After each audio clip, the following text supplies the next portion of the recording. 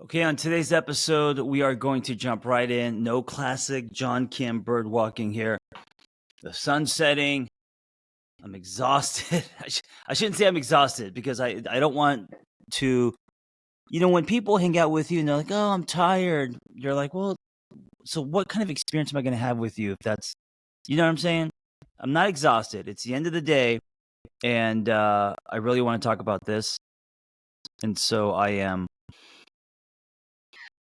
I'm grounded.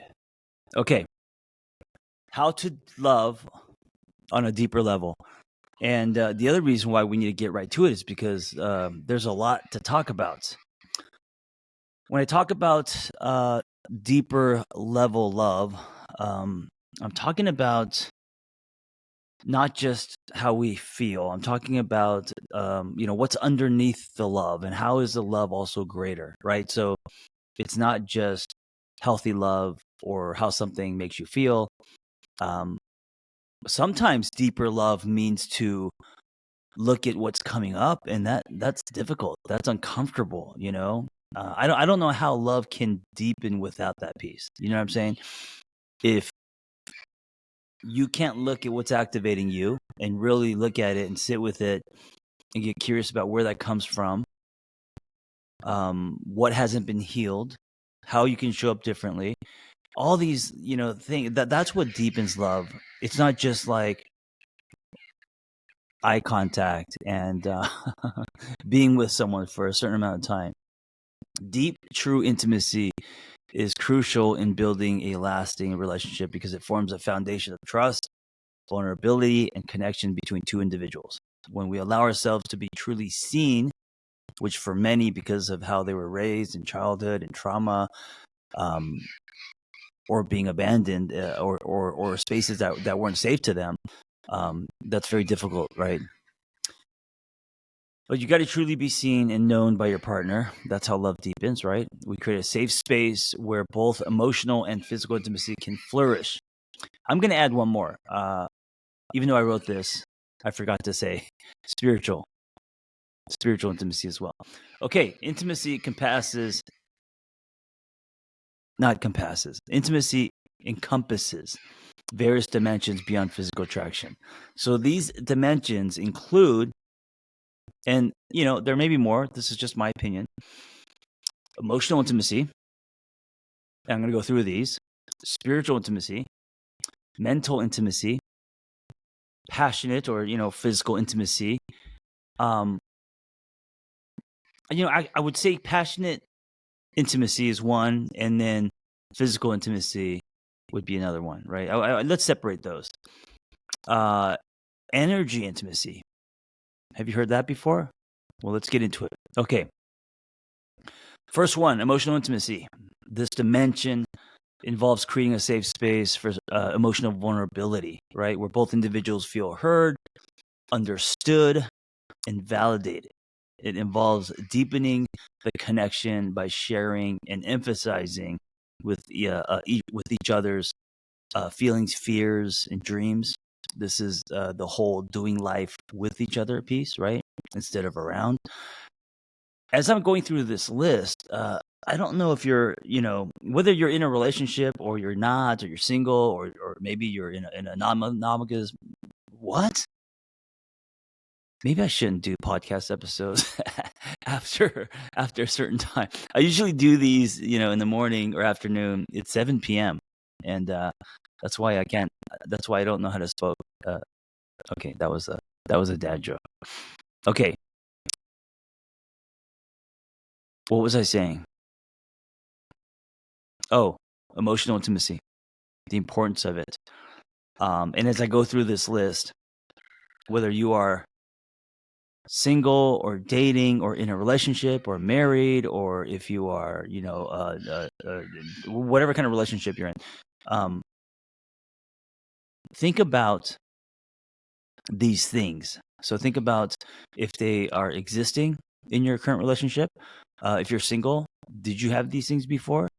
Uh, if you don't have them now and you're in a relationship, what would it look like to start creating some of this, right?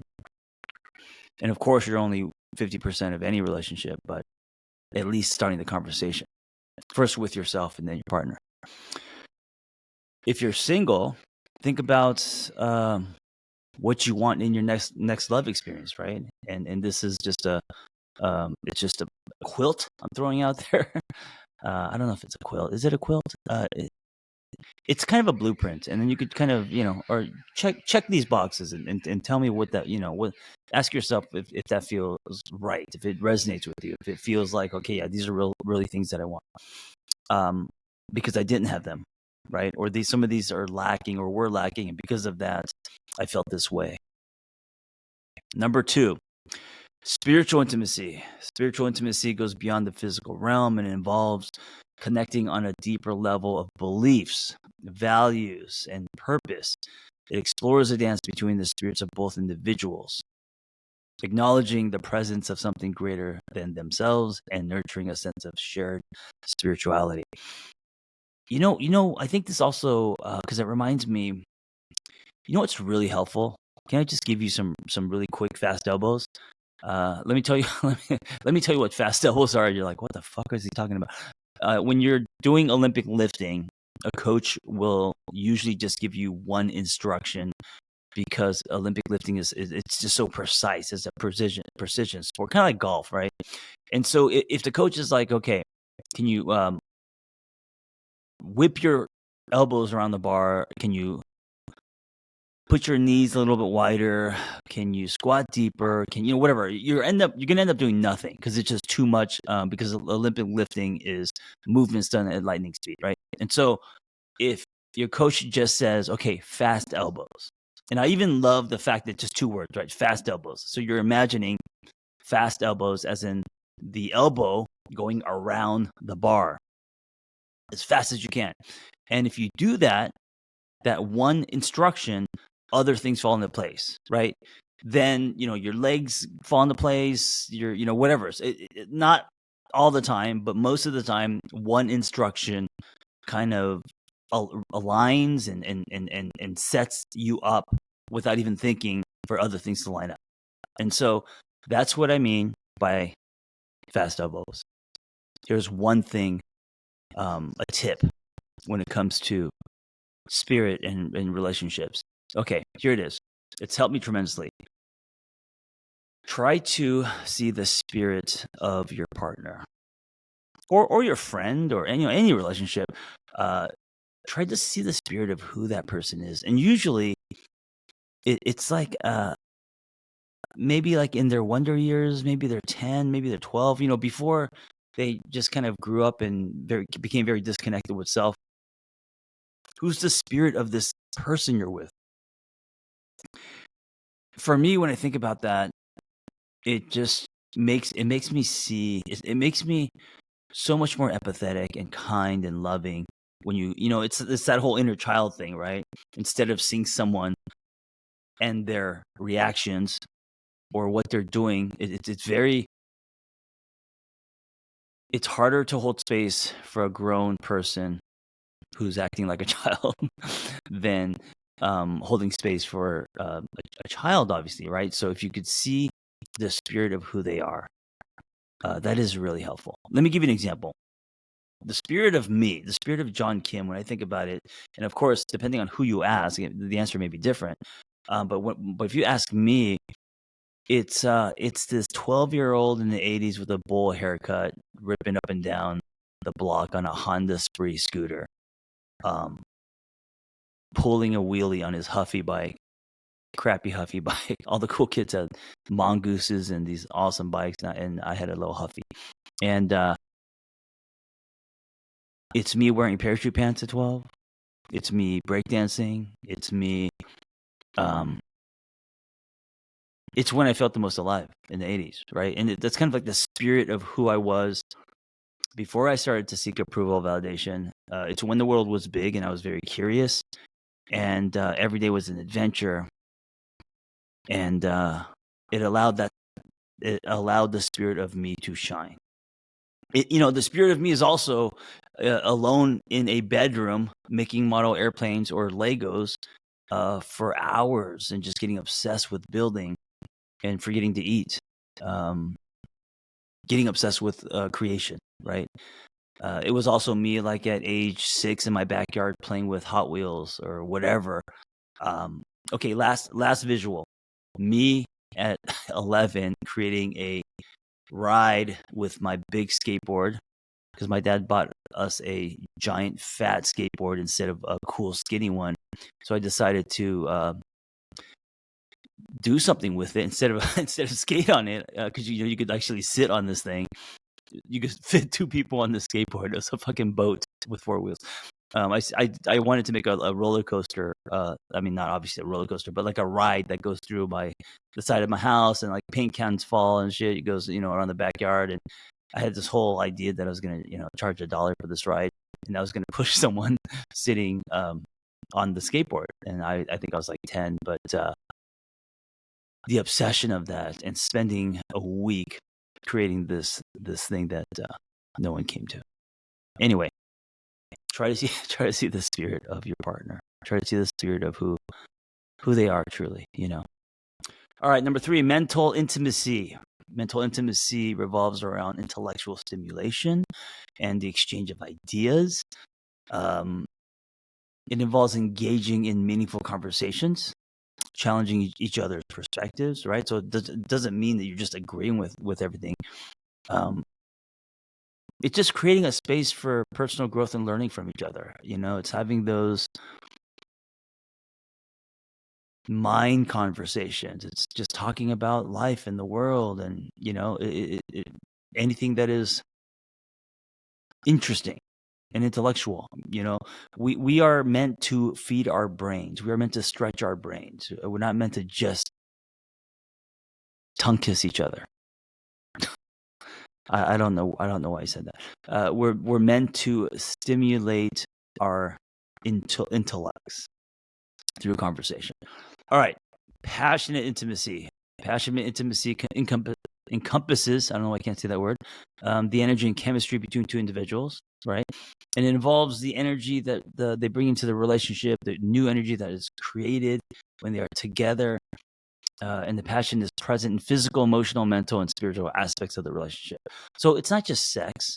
I mean, that's one part of it, but it's also sexual expression. It's also foreplay. It's also flirting, right? It's also like when I think about passion, like passion and intimacy. Oh wait, am I jumping ahead of myself? Maybe the physical intimacy is what I'm referring to. Anyway, okay, so let's combine these: passion and intimacy. And the next one is physical intimacy. And physical intimacy is not just about kissing, obviously, or skin hunger. It's the intention and purpose behind it, right? It is a form of self-expression and a way to discover or even rediscover each other on a deeper level through connection, through physical connection, intimacy. It's also an important aspect of overall intimacy, obviously, but it is not the sole defining factor. So whether we're talking about passionate or physical, let's just bundle these together: kissing, making love, sex, all of that. It's also flirting. It's also foreplay. It's also poems, and I mean, depending on your love language, and bringing someone lunch when they didn't ask, and it's being thoughtful, right? It's being gentle. It's asking for permission. It's being kind. It's anything that makes you feel safe, desired, right? It could be like, here's a good example. My partner, she gets turned on and feels arousal on the back of my motorcycle, you know. And that's it's not because like I could, it's not because it's not because I'm popping wheelies. It's because she thinks I feel I'm the most grounded on my motorcycle. So I challenge you to not just make it look like one thing, right? Okay, number 6, energy intimacy. Energy intimacy involves recognizing and understanding the energetic dynamics between the 2 individuals. It explores the energy they bring into the relationship and how it interacts, and the overall energy they create together, right?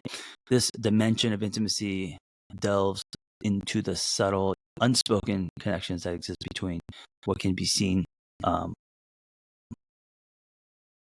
exist beyond what can be seen or explained. So I used to hijack rooms. I used to come in with negative energy. I used to drain my partner, whoever I was with. I used to unload, dump. The whole being a miserable fuck thing. And then I realized there's a responsibility that we have when we choose to love someone to not hijack space, but contribute to making that space more safe. So whether that is self-soothing or knowing when to like leave, when to, like go somewhere if you're angry or discouraged, and give yourself some time to reset your nervous system and come back into that space, so you're contributing to it, not taking away. And so that's part of what I mean by energy is, if you or your partner if has a habit of draining the other person's energy, right? That they should be more responsible and protective. Because when two people come to a space and the energy is positive, and I don't mean like a false positive, genuinely, authentically, and we don't have positive days, moments all the time, but I'm just saying, like, an effort to create a safe space that is expanding people instead of constricting, right? That kind of space. That's love. That's medicine. That's foundational, And so ask yourself, how do you show up in relationships as far as your energy? Are you hijacking? Are you, sucking the energy out of the room? Are you bringing people down? Are you pessimistic? All of that. Building deep, true intimacy requires continuous self-examination and inner work. It involves being willing to confront our own activation, what people call triggers, conflicts and insecurities, and taking ownership of our part of the relationship. This level of self-awareness and personal growth is essential for creating a strong and secure container, what I call a container for the relationship. So when deep, true intimacy is present, it allows for the growth and development of the relationship over time. It enables both individuals to navigate conflicts, challenges, and changes together rather than avoiding or running away from them. And this level of connection and understanding forms the legs of lasting and sustainable love, providing a more solid foundation for trust, communication, and mutual support. Without deep, true intimacy and what I just talked about, those 6 things are, I think, like the building blocks of intimacy. Relationships can become superficial or stagnant, right? Superficial connections may be based solely on, say, physical attraction or shared interest. So, there's a connection, but it's more surface-based, not deeper. But they lack the emotional depth and vulnerability required for long-term fulfillment. On the other hand, stagnant relationships may lack growth, passion, and the ability to adapt to the evolving needs of both individuals. All right, to love on a deeper level, it's important to cultivate certain practices and approaches in your relationship. So here are some suggestions. All right, practicing emotional vulnerability. Openly sharing your thoughts, feelings, and fears with your partner. And this doesn't mean to verbally vomit. I had a horrible habit of, because I thought vulnerability meant like every single thing you're feeling, just, you express. You're just you're fucking saran wrap, right?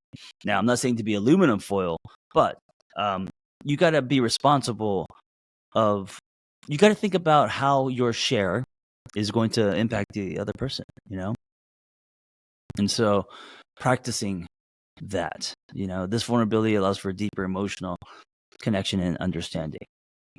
Number 2, develop active listening skills. Truly listen to your partner. And not just, of course, the words, but like their body language, their energy. Make eye contact. What's the message that you're getting? And also knowing your partner and their story. What are they trying to say that they're not able to say, And don't just like guess it, but ask them. Because a lot of people aren't able to say things that they really mean because they're afraid to, or they haven't had enough practice. But if you know your partner and her story,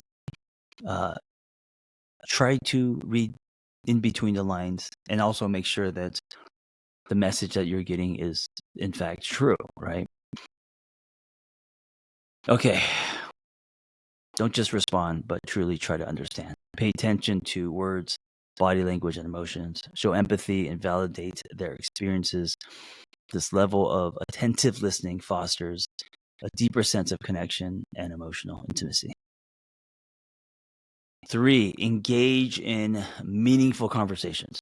Now, not every conversation has to be like deep and life-changing, but go beyond surface level discussions and engage in conversations that explore your dreams, values, and aspirations, discussing fears, hopes, and the world and your place in the world and what truly matters to you. These meaningful conversations help you understand each other on a deeper level and strengthens your emotional bond. Also, some people find that hot. It's arousing when you have, deep, meaningful conversations. I would say most people, not just some people.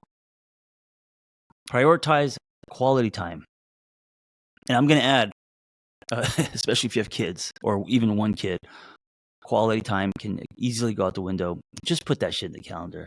Just make it happen. Dedicate uninterrupted time to be fully present with your partner.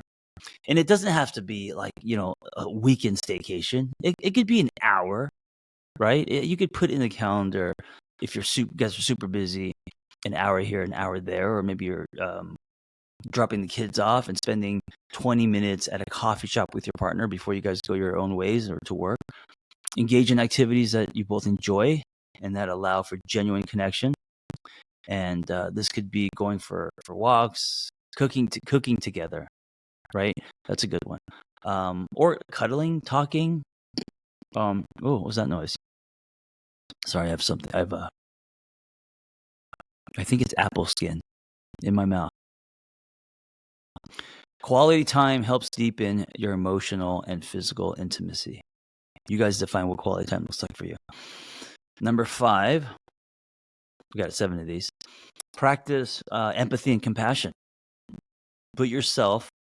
I always try to do this, and I know it's not easy, but if my partner is talking about something, complaining about something, that complaint may be about me. I really try to, before I say anything, I really try to put myself in my partner's shoes, and I really try to understand their perspective. And also I consider how they're wired and their story. So it's not me in their shoes. I'm thinking about them in their shoes. Does that make sense? So I'm trying to see the situation in the world from their eyes, not from mine. Show compassion and support during challenging times, the empathy, because just going back to what I said about try to see the situation through their eyes, because if you put yourself in their shoes, it may not be the same. It may not be that big of a deal. You may absorb something very differently, Quick example, 2 people go to war. One person comes back with heavy PTSD and the other person has no PTSD, right? It's just everyone's different. How they absorb things, what they respond to is different. This empathy creates a sense of safety and understanding, allowing for a deeper emotional connection. Most people, and I'm guilty of this, we are defending. We are trying to control the conversation. We are not being empathetic first. We are, or maybe we're trying to fix it or come up with solutions, right? Generally, they say men do it. I don't think it's a gender thing, but they say men generally do a lot of here's how to fix it instead of just being with the person. All right, unless the person asks, here, any ideas on how to fix this? That's different, right? Help me fix this. Continuously, number 6, learn and grow together. I know it sounds obvious, but I do think it requires work and intention, We don't just grow together because we are together. We don't just grow together because we share a bed. Commit to personal growth and encourage your partner to do the same. And this means anything from like sharing podcasts with your partner or something you read, a book, like, and it's not like you're not manipulating your partner or getting them to change by just throwing content in their face. That's not what you're doing. You are sharing. And you know what sharing means is that it's welcome. They're interested, right? They're not doing it for you. You're not doing it for them. Growing together fosters a deeper connection and understanding of each other's evolving needs and desires. The other thing is that we forget that we evolve and grow in relationships, and so as individuals we change. And if we're not absorbing that, if we're not noticing that, one day you're going to wake up and you're like, who is this person? And this is why it's important to kind of do this together, evolve and grow, and share where you're at and what's happening with your inner journey, as well as all the stuff in life, like your day and your job and work and whatever, what someone did to you, said to you, and how that made you feel. Sure, all of that, but also you're just in general, you're the journey that you are on internally, in life. 7, and the last one, express appreciation and gratitude. This is something I need to work on. I think most of us think about we think about what our partner could do differently, or how they could be better if they only did this, and that can become a pattern, and suddenly we're not seeing any of the good, right? We're not able to create a space for gratitude and appreciation. Or, if you're unhappy with how they are they at least on a trajectory? Are they like growing and evolving, and are they better than before? And before could be yesterday or last year. And if they are, and if they're trying, then it's really important to acknowledge that, So expressing appreciation, gratitude, regularly expressing your love, appreciation, gratitude for your partner, acknowledging little things. Hey, I noticed that you did X. You made the bed this morning, and I really appreciate that, right? Or you did the dishes, even if it's something that they just do. I mean, especially if it's something that they do, and you don't really acknowledge it, then I think it's important to acknowledge, right? Acknowledge their efforts, strengths, and the positive impact they have on your life. These expressions of love and gratitude reinforce the emotional bond and create a deeper sense of connection. All right. Well, to me, loving harder means taking ownership of my actions and looking inward. It involves understanding self better and working on personal growth. Loving harder is about practicing compassion, gratitude, and empathy toward my partner. It's not about being aggressive or losing myself in someone else. Instead, it's an inward process of self-reflection and self-improvement. When I love harder, I strive to understand before seeking to be understood. It's about creating a deeper connection by truly seeing and accepting my partner for who they are. Loving harder is a continuous effort to nurture the relationship and show up the best version of myself. Also creating a space where your partner can be the best version of himself. Remember, deepening your love requires ongoing effort and commitment from both partners. By practicing these strategies and tips above, you can cultivate a deeper level of love and intimacy in your relationship. Thank you for listening. If this was helpful for you, then I'm just laughing at. Sorry, it's just my insecurity. If this was helpful for you in any way, I hope you share it with someone. Thank you for listening. Be well. Love hard.